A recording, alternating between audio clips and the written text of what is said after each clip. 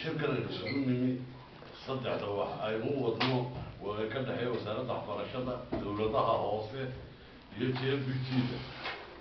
kulli maanta halkan waa waraysigii lixdii toban bil isugu nimi ayaa la isku waraystay wixii caqabadaye jirana dee gobol walba uu sheegay maanta hortaada waxna waa qabsadeen wixii qabsoomeyna hala kala horeeya si la doono laakiin waxna waa ka heli karaan caqabadana waa jiraan waxaan ilaahay kala jeedinaa caqabadahaas u dhaqsay nooga dhamaadaan waa mashruuc aad iyo aad u qaali u wanaagsan oo dalkeena iyo ubadkeena wax u taraya marka in xil iska saaro